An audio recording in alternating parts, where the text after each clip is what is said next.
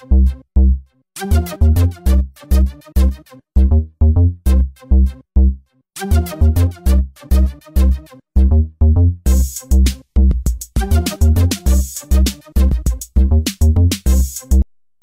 and welcome to TechQuest TV. My name is Kelly Lewis. I'm President and CEO of TechQuest Pennsylvania, and we are starting an exciting series of interviews for our show today. All over the state we have people coming in to be on TechQuest TV, and our first guest is David Paterno. David, welcome to TechQuest TV. Thank you, Kelly. It's a pleasure to be here and maybe talk with you a little bit about what SageLife Technologies is doing, and maybe learn a little bit what you're doing. But I'm David Paterno with SageLife Technologies. We're a company in the telehealth space. We got into that field about 7.5 years ago. And we provide professional services, as well as we have a new application that we've released that we're excited about. And maybe I'll tell you about that a little today. Well, I'm just going to sit back and let you talk. I mean, come on, here we go. We're on TechQuest TV. What does SageLife do?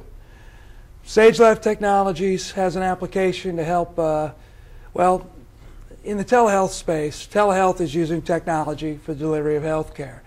And we've been consulting in that space for 7 years now. We also have an application for direct-to-consumer, affordable and accessible solutions for home monitoring. And it helps family caregivers, and it helps the people they care for, typically seniors that are living with chronic conditions, still in their homes. That's it in a nutshell. So seniors can be in their home, which is definitely where they want to be, and it's the most affordable option in healthcare. And your technology enables family members to stay in touch with their parents and such? Yeah, it's based on home monitoring solutions that have been around and proven over the last 10 years. But the problem with those home monitoring solutions is they require expensive, dedicated equipment in the homes. And we learned in our business that this equipment was being introduced in a period of intervention, maybe after a heart attack, but it would only be in the homes for 60 days. And after that intervention, the equipment would be removed. So we said there's got to be a way to do this more cost effectively, and we developed the SageMinder system that provides those interactions on a daily or multiple daily basis with the senior in the home, but without that expensive equipment. We do it over plain old telephones and cell phones, and then the solution provides the interactive responses back to the family members through the internet, through a secure portal, and through messaging to their mobile devices. And do people just sign up on the internet type of thing for the application, or do you work through channel partners like Office of Aging and such? Or? We've done some work with the area agencies on aging, but right now we're direct to consumer through the internet at sageminder.com. And an exciting thing we've done now is we've just introduced another component to that site of social networking. So now we learned that from the caregivers that we target with our application, they need to help each other and learn from each other. There's thousands of new people self-identified as family caregivers every day. So they go to the internet now more and more for information. So we've got a Facebook-like platform that lets them help each other and go to forums and discussions about their specific disease concerns and general wellness, but anonymously. And ask and interact and learn from each other anonymously. And then we've got a family care portal that's there that's private to just their family that does these other services, these scheduling tools and reminder and alert tools through the website. So when we first met, it was really on getting the broadband out to the homes of seniors so they'd be able to use these types of applications, which led us onto a whole journey of working together on broadband projects. It's still a front and center issue, getting broadband out to the homes. Is it better than it was 7 years ago, or are still some challenges? It is, but you're right. There's still challenges. The disparity of access to the health information is still, our most rural areas have the least access to specialty care, to doctors, whether that's in the access to professional health care services or just the information of the internet. It's getting better, but it's projects like your broadband aggregation that we've done some work with you on over the past 5 years already that have made that possible. It's made it possible for assisted living facilities in Towanda Pennsylvania to actually connect with the specialty care and avoid transporting frail elderly folks to a doctor's appointment that might have been able to be possible over a video consult. So yes, it's gotten a lot better, but no, we still have a long road to go on getting the broadband to the communities that need it the most. So it's exciting to see some of the remote surgeries that have taken place between Mount Nittany and Hershey Medical Center, but I see that happening out in all of the Pennsylvania Mountain Health Alliance region, out all the way in the very rural parts of Pennsylvania. And that's just on the cutting edge, and you've been at the forefront of some of those projects.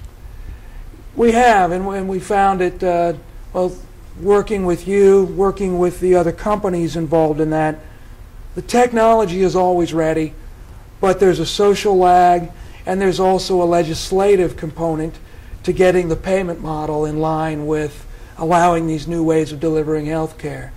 But it's growing and it's getting better. What are some of the biggest challenges you think on the SageLife side on getting you that momentum to really go over the top? Our challenges right now are, it's a new solution. So we have to be careful we're not trying to be a push on a new technology. But we've been surprised at how quickly that the caregivers that are using mobile apps on their smartphones are embracing.